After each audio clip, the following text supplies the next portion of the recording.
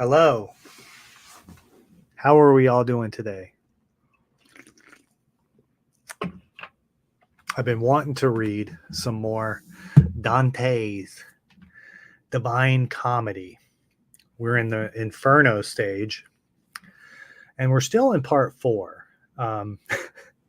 You might be like, oh, well, Cummings, you've already read part 4, or you haven't even read part 4 yet. I did, and I got a community strike for it. Apparently, it's not within the guidelines. I think I know what happened.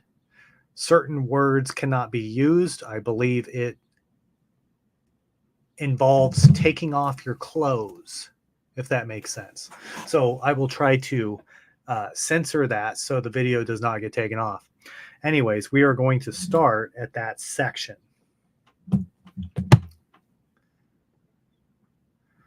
So let's click on it, and we will also read part 5, if that makes sense. So we are on 34 to 78.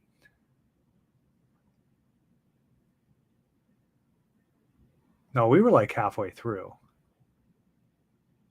Let me see here.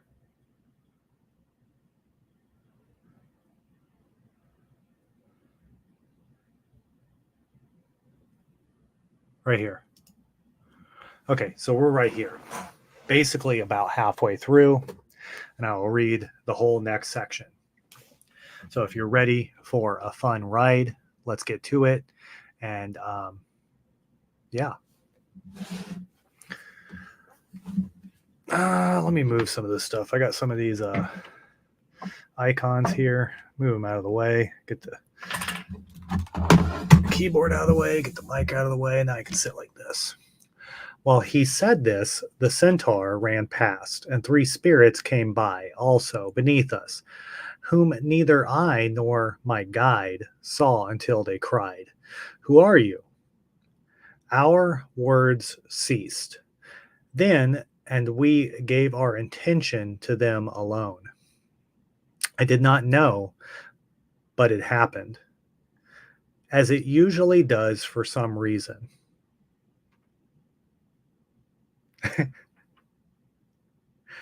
That one had to call the other, saying, "Where has Canefa gone?"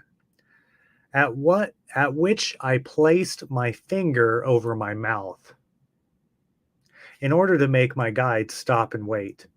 Reader, if you are slow to credit now what I have to tell, it will be no wonder, since I who saw it scarcely credit myself. While I kept looking at them, a 6-footed serpent darted in front of them and fastened itself on him completely. It clasped its belly with its middle feet, seized his arms with the front ones, and then fixed its teeth in both its cheeks. The rear feet it stretched along its thighs, and put its tail between them, and curled it upwards round its loins behind. There it is.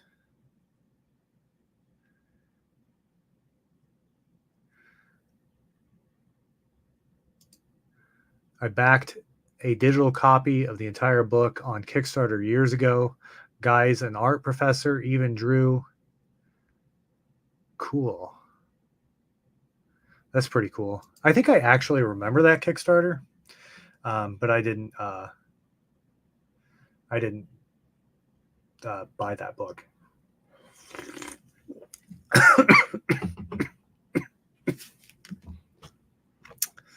What is wrong with me?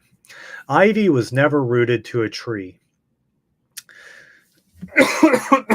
Good grief. Ivy was never rooted to a tree, as the foul monster twined its limbs around the other. Then they clung together as if they were melted wax and mixed their colors. Neither the one nor the other seemed what it had at first. Just as in front of the flame on the burning paper, a brown color appears, not yet black, and the white is consumed. The other two looked on, and each cried, Ah, me, Angelo, Agnello, how you change. See, you are already not two, not one. The two heads had now become one, where two forms seemed to emerge in one face, and both were lost. Two limbs were made of the forearms. The thighs, legs, belly, and chest became such members as were never seen before. The former shape was all extinguished in them. The perverse image seemed both and neither, and like that it moved away with slow steps. As the lizard in the great heat of the dog days appears like a flash of lightning, scurrying from hedge to hedge, if it crosses the track, so a little reptile came towards the bellies of the other two, burning with rage, black and livid as peppercorn. And it pierced that part in one of them where we first received our nourishment from our mothers, then fell down, stretched out in front of him. The thief, transfixed, gazed at it, but said nothing, but with motionless feet only yawned, as if sleep or fever had overcome him. He looked at the snake, it looked at him. The one gave out smoke violently from his wound, and the other from his mouth, and the smoke met. Let Lucan now be silent about Sibelius Nasadius, and wait to hear that which I tell you now. Let Ovid be silent about Cadamus and Arthasia. If he in poetry changes one into a snake and the other into a fountain, I do not envy him, since he never transmuted two natures face to face, so that both forms were eager to exchange their substance. They merged together in such a way that the serpent split its tail into a fork, and the wounded spirit brought his feet together. Along with them, the legs and thighs so struck to one another that soon the join left no visible mark. The cleft tail took on the form lost in the other, and its skin grew soft, the other's hard. I saw the arms enter the armpits, and the 2 feet of the beast that were short lengthened themselves by as much as the arms were shortened. Then the 2 hind feet twisted together and became the organ that a man conceals, and the wretch from his had to be pushed out, while the smoke covers them both with a new color and generates hair on one part and strips it from another. The one rose up erect and the other fell prostrate, not by that shifting their impious gaze, beneath which they mutually exchanged features.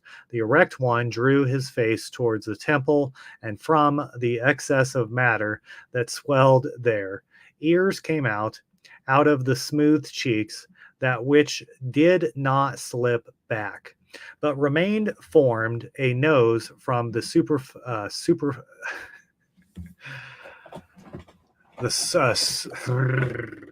flesh, and enlarged the lips to their right size. He lay prone, thrust his sharpened visage forward, and drew his ears back into his head as the tail does its horns, into its shell, and his tongue, which was solid before and fit for speech, splits itself. In the other, the forked tongue melds, and the smoke is still. The soul that had become a beast sped, hissing along the valley, leaving the other speaking and sputtering behind him. Kind of like my reading. Then the second turned his new wan shoulders towards him and called to the other, Buso shall crawl, as I did along this road. So I saw the seventh chasm bodies mutate and transmutate, and let the novelty of it be the excuse if my pen has gone astray. Though my sight was somewhat confused and my mind dismayed, they could not flee so secretly, but that I clearly saw Pacitio Scientico, and it was he alone of the three champions who, at least slightly better than Boyette reading Tolkien, who was first arrived, who was not changed. One of the others, Francisco, was he who caused you, the people of Gavile, to weep.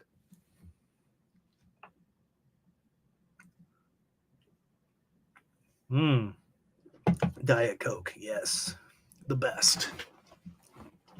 Rejoice, Florence, that since you are so mighty, you beat your wings over land and sea, and your name spreads through hell itself. So among the thieves I found 5 of your citizens, at which I am ashamed, and you do not rise to great honor by it either. But if the truth is dreamed, as morning comes, you will soon feel what Prato and others wish on you. And if it were come already, it would not be too soon. Would it were so now, as indeed it must come, since it will trouble me more the older I am. We left there, and my guide remounted by the stairs that the stones had made for us to descend, and drew me up, and following your solitary way among the crags and splinters of the cliff, the foot made no progress without the hand. I was saddened then, and saddened now, again, when I direct my mind to what I saw, and rein in my intellect more than I am used, so that it does not run where virtue would not guide it. And so that if a good star or some truer power has granted me the talent, I may not abuse the gift. The eighth chasm was gleaming with fumes, as numerous as the fireflies the peasant sees, as he rests on the hill, when the sun, who lights the world, hides his face least from us, and the fly gives away to the gnat down there along the valley where he gathers grapes perhaps and plows. As soon as I came to where the floor showed itself, I saw them, and Elijah, the mockery of whom by children was avenged by bears, saw Elijah's chariot departing, when the horses rose straight to heaven, and could not follow it with his eyes, except by the flame alone, like a little cloud, ascending to each of those flames moved along the throat of the ditch, for none of them show the theft, but every flame steals a sinner. I'm actually going to save those two and keep reading. Oh, and I'll save this.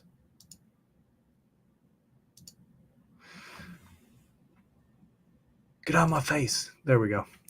I stood on the bridge, having so risen to look that if I had not caught hold of a rock, I should have fallen in without being pushed. And the guide who saw me so intent said, the spirits are inside those fires. Each veils himself in that which burns him. I replied, Master, I feel more assured from hearing you, but had already seen that it was so, and already wished to say to you, who is in that fire that moves, divided at the summit, as if it rose from the pyre where uh, Ecotes was cremated with his brother Polynices, and answered me, in there Ulysses and Diomede are tortured, and so they go together in punishment, as formerly in war, and in their fire they groan at the ambush of the Trojan horse, that made a doorway by which Anarius, the noble seed of the Romans, issued out. In there they lament the trick by which Diomania in death still weeps for Achilles, and there for the Palladinium they endure punishment. I said, Master, I beg you greatly, and I beg again, so that my prayers may be 1,000. If those inside the fires can speak, do not refuse my waiting until the horn flame comes here. You see how I lean towards it with desire, and he to me, your request is worth much praise, and so I accept. But restrain your tongue. Let me speak, since I conceive what you wish. And because they were Greeks, they might disdain your Trojan words. When the flame had come where the time and place seemed fitting to my guide, I heard him speak. So, O you, who were two in one fire, if I was worthy of you when I lived, if I was worthy of you greatly or a little, when on earth I wrote the high verses, do not go, but let one of you tell where he, being lost through his own actions, went to die. The greater horn of the ancient flame started to shake itself, murmuring like a flame struggling in the wind. Then, moving the tip as if it were a tongue speaking, gave out a voice and said, when I left Seir, who held me for more than a year, near to Gaeta, before Uranus named it, not even my fondness for my son Telemachus, my reverence for my aged father Lateres, nor the debt of love that should have made Penelope happy, could restrain in me the desire I had to gain experience of the world and of human vice and worth. I set out on the wide, open, deep ocean with only one ship and that little company that had not abandoned me. I saw both shores as far as Spain, as far as Morocco, and of the Isle of Sardinia and the other islands that sea washes. I and my companions were old and slow when we came to that narrow strait where Hercules set up his pillars to warn men from going further. I left Savelli to starboard. Already Quieta was left behind on the other side. I said, oh, my brothers, who have reached the west through 1,000 dangers, do not deny the brief vigil your senses have left to them, experience of the unpopulated world beyond the sun. Consider your origin. You were not made to live like brutes, but to follow virtue and knowledge. With his brief speech, I made my companion so eager for the voyage that I could hardly have restrained them, and turning the prow towards morning, we made wings of our oars for that foolish flight, always turning south.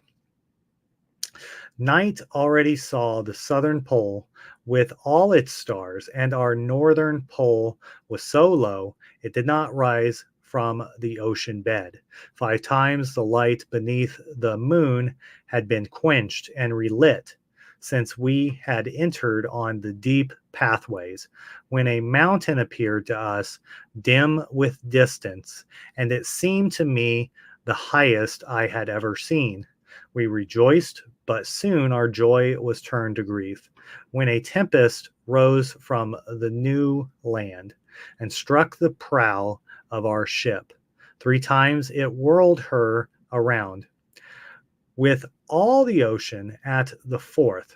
It made the stern rise and the prow sink, as it pleased another, till the sea closed over us.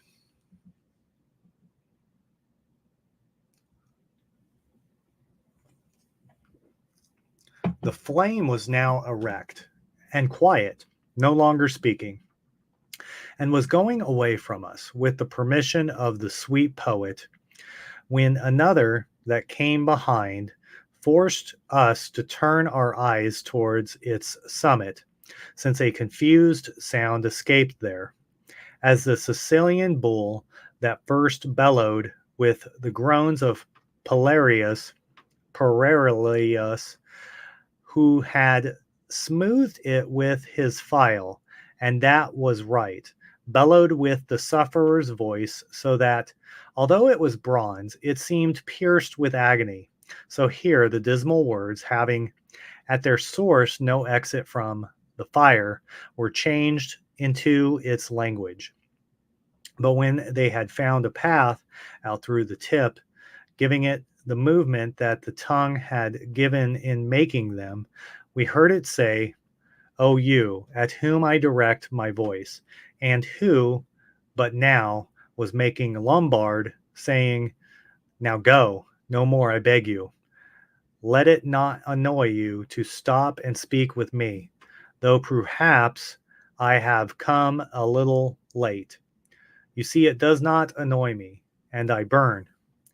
If you are only now fallen into this blind world from that sweet Latinian land from which I bring my guilt, tell me if Romgamina has peace or war.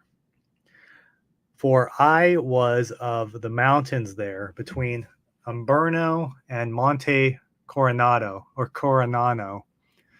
the source from which the Tiber springs. I was still leaning downwards eagerly when my leader touched me on the side, saying, "Speak. This is a Latin." And I who had my answer already began to speak then without delay. O spirit hidden there below, your Romagna is not, and never has been, without war in the hearts of her tyrants. But I left no open war there now. Ravenna stands as it has stood for many years. Gudio Vecchio de Paletta's eagle broods over it, so that it covers Cervea with its claws. That city, Forelli, that withstood so long a siege and made a bloody pile of Frenchmen, finds itself again under the paws of Oradelphi's green lion. Malstesta, the old mastiff of Vercio, the young one, Malestinio, who made bad jailers for Montagna, sharpen their teeth where they used to do. Frenza on the Lamina and Imola on the Santerino, those cities lead out to Pagano, the lion of the white layer, whose changes sides when he goes from south to north, and Senesna, the city whose walls on the Savio bathes, where it lies between the mountain and the plain, likewise lives between freedom and tyranny. Now I beg you, tell us who you are. Do not be harder than others have been to you, so that your name may keep its luster on earth.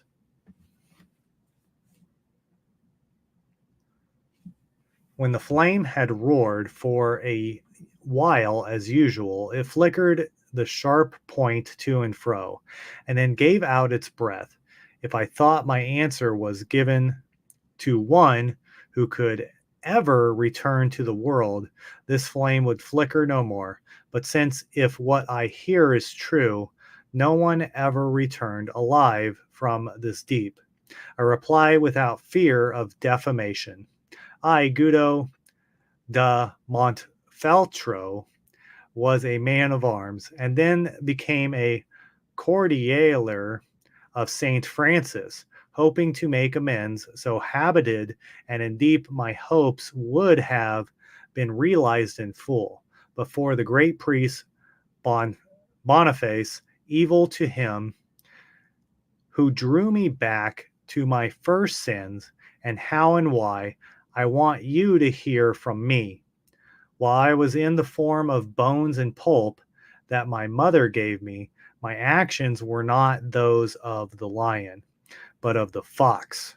I knew all the tricks and coverts, and employed the art of them so well, that the noise went out to the ends of the earth. When I found myself arrived at that point of life when everyone should furl their snails and gather in the ropes, what had pleased me before now grieved me, and with repentance and confession I turned monk. Ah, misery! Alas, it would have served me well. But the prince of the Pharisees, that pope waging war near the Lateran, and not with Saracens or Jews, since all his enemies were Christians, and none had been to conquer Akir, or been a merchant on the Sultan's land, had no post office, nor holy orders, nor my habit of Saint Francis, that used to make those who wore it leaner. But as the Emperor Constantine sought out Saint Sylvester on Mount Soracate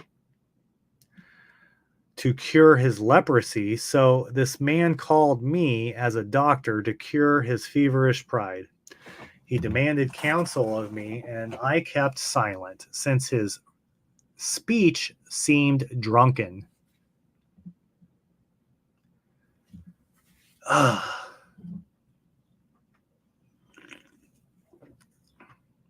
Then he said to me, do not be doubtful. I absolve you beforehand. And you teach me how to act, so that I may raise the fortress of Palestrina to the ground. Oh, raise, not raise. I can open and close heaven, as you know, with the two keys that my predecessor, Celestine, did not prize. Then the weighty arguments forced me to consider silence worse, and I said, Father, since you absolve me of that sin into which I must fall now, large promise to your enemies, with little delivery of them, I will give you victory from your high throne. Afterwards, when I was dead, St. Francis came for me, but one of the black cherubim said to him, do not take him. Do not wrong me. He must descend among my servants, because he gave a counsel of deceit. Since when I have kept him fast by the hair, he who does not repent cannot be absolved, nor can one repent a thing and at the same time will it, since the contradiction is not allowed. O miserable self, how I started when he seized me, saying to me, perhaps you did not think I was a Logocian. He carried me to Minos, who coiled his tail 8 times around his fearful back. Then, biting it in great rage, said, this sinner is for the thievish fire. And so I am lost here, as you see, and clothes like this go inwardly grieving. When he had ended his speech, so the flame went sorrowing, withering, and flickering its sharp horn. We passed on, my guide and I, along the cliff up to the other arch that covers the next ditch, in which the reward is paid to those who collect guilt by sowing discord. Who could ever fully tell, even with repeated unimprisoned words, the blood and wounds I saw now? Every tongue would certainly fail, since our speech and memory have too small a capacity to comprehend so much. If all the people, too, were gathered, who once grieved for their blood, in the fateful land of Apilia, by reason of the Samnite war of the Romans, of Trojan seed, and those from that long Punic war, that, as Livy writes, who does not err, yielded so great a wealth of rings from Cana's battlefield, and those who felt the pain of blows by withstanding Robert Guiscard, and the rest whose bones are still heaped at Separano, where all the Apulians turned traitor for Charles of Anjou, and there at Tagalescazo, where old Aladordo's advice to Charles conquered without weapons, and some were to show pierced limbs, and other severed stumps, it would be nothing to equal the hideous state of the ninth chasm.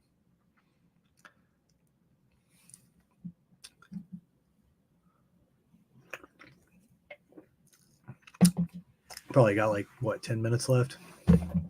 Even a wine cask that was lost, a stab in the middle or the end, does not yawn as widely as a spirit I saw, cleft from the chin down to the part that gives out the foulest sound. The entrails hung between its legs, the organs appeared, and the miserable gut that makes excrement of what is swallowed. I think I'm going to save that part. That's funny.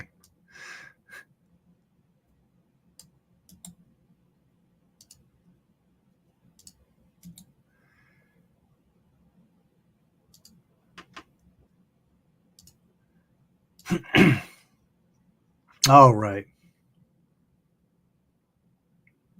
While I stood looking wholly at him, he gazed at me and opened his chest with his hand, saying, "See how I tear myself.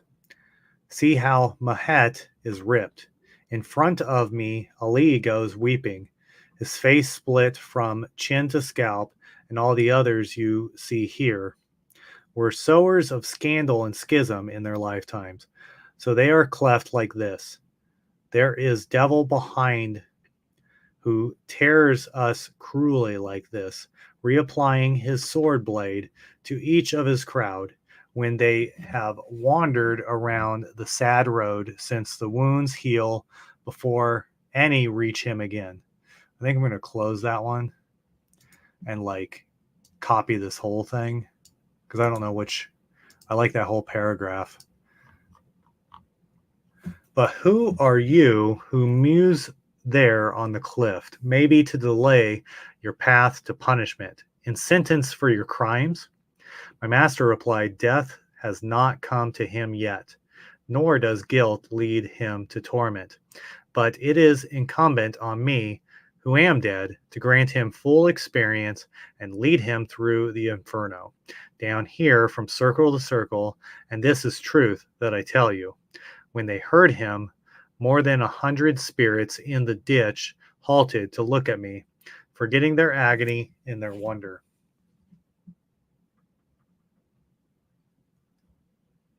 After lifting up one foot to leave, Mohet said to me, "Well, now, you who will soon see the sun, perhaps tell Fra Dalcano of the apostolic brothers if he does not wish to follow me quickly down here to furnish himself with supplies, so that the snowfalls may not bring a victory for the Novaceres, Nova Resihi, that otherwise would be difficult to achieve. Then he strode forward to depart.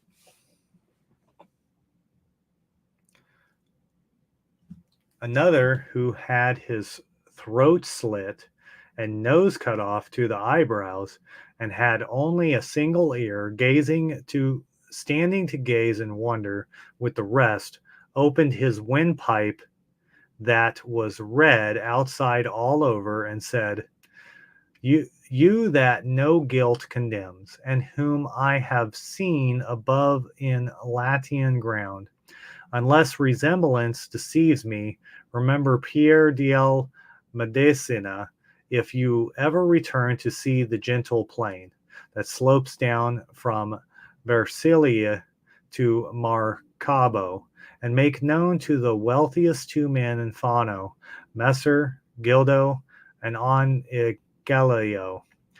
Also, that unless our prophetic powers here are in vain, they will be cast out of their boat and drowned near Catalicia by treachery. Neptune never saw a greater crime.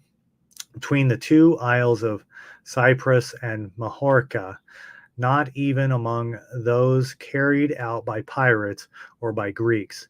Malestinio, the treacherous one, who only sees with one eye and holds the land, that one who is here with me wishes he had never seen, will make them come to parley with him, then act so that they will have no need to vow or prayer or counter for Kosa's wind.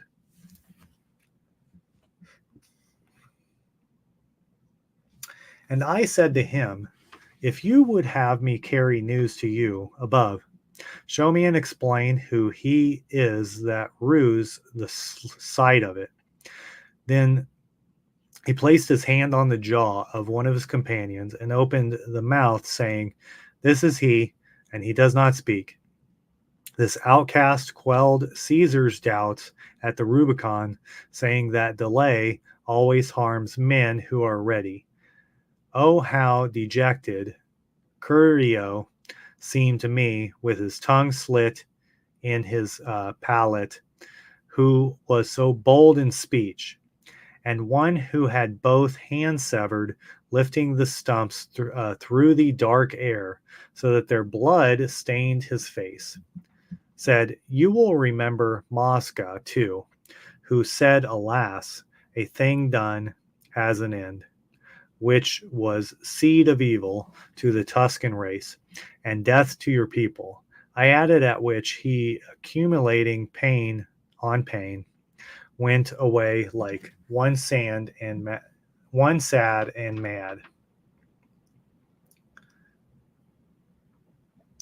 But I remained behind to view the crowd, and saw a thing which, without more proof, I would be afraid to even tell, except the conscience reassures me, the good companion that strengthens man under the armor of his self-respect. I saw it clearly, and it still seemed to see a headless trunk that goes on before, like the others in that miserable crew, and holds its severed head by the hair, swinging like a lantern in its hand. It looked at us and said, ah, me. It made a lamp of itself to light itself, and there were two in one, and one in two. How that can be, he knows who made it so. Sure. I mean, you got to have the headless guy.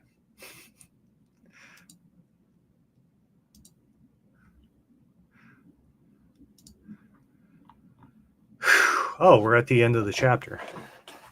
When I was right at the foot of our bridge, it lifted its arm high, complete with the head, to bring its words near us, which were, now you see the grievous punishment. You who go alive and breathing to see the dead, look if any are as great as this. And so that you may carry news of me, know that I am Bernard de Born, he who gave evil counsel to the young king. I am the father and the sun rebel against each other. Ahithophel did not more for Absalom and David by his malicious strings. Because I parted those who were once joined, I carry my intellect, alas, split from its origin in its body.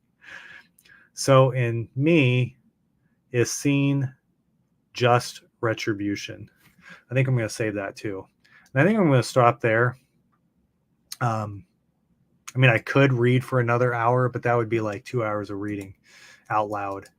It's not like, I mean, I've done that. I've done like twice as much as that, but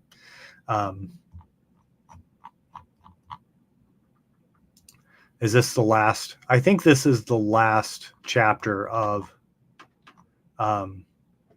yeah. So this is the last of Dante's Inferno. 1 hour. I think I'll save it for tomorrow.